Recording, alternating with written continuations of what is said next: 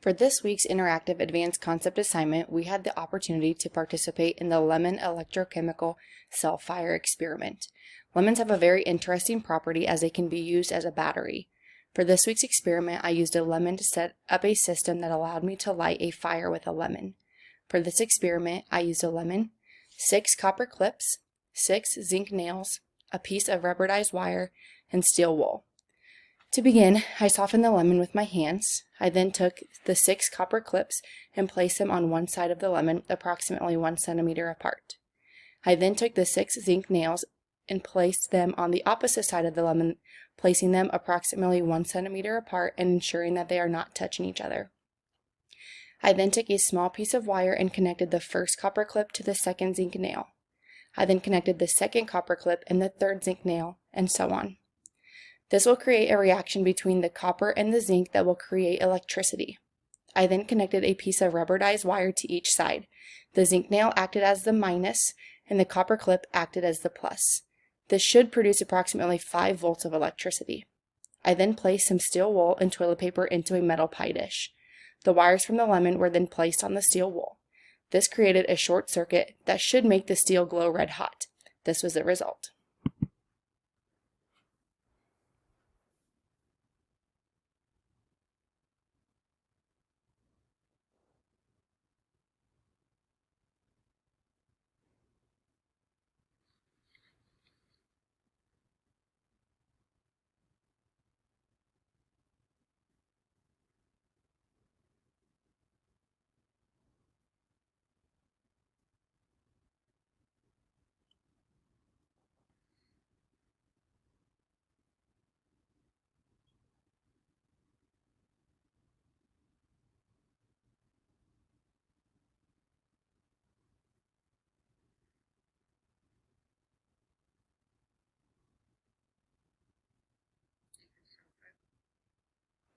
So as you can see, the first time trying this, we were not successful.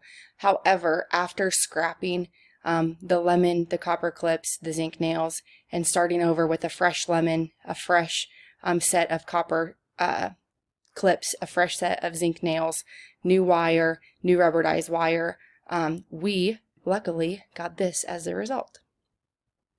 So to understand why this worked, it is essential to understand how batteries generate electricity.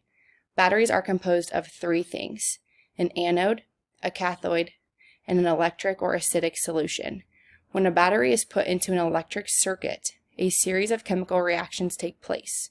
During the chemical reactions, the reaction at the anode or negative end generates extra electrons, which want to go to the positive end of the battery but cannot pass through the electrolyte. Electrons must travel around the outside of the battery through the circuit to reach the cathode or positive end of the battery. This flow of electrons is what generates the electricity to power. Batteries are the containers for chemical energy. When 2 electrodes, each a different kind of metal, such as in this example, a copper clip and a zinc nail, are placed in a liquid electrolyte, such as a lemon, and connected by a conductive material, they generate electricity. Lemon juice, as we could see in the second time, is a great electrolyte, which makes it a perfect fire starter. In the video above, I stuck my electrodes, which were the zinc and copper clips, into the lemon and conducted them to a series, positive to negative, to one another, leaving the ends for free wires. Here, the anode, or the negative end in the lemon battery, is the nail, and the cathode is the positive end, or the copper clip. Touching the exposed wire leads together in the steel wool completed the circuit and caused sparks to form, which was then used to ignite the toilet paper into a small fire. Completing this experiment successfully on the second go-around, I was thinking of ways that if this experiment was completed to just decipher which fruits and vegetables would be most successful in acting as a battery. As we saw, lemon was successful throughout this experiment. I thought it would be interesting to see if other citrus fruits, such as a lime or an orange, would also be as successful as this lemon, or if other fruits or vegetables, such as potatoes, apples, or onions, would work as the battery as well.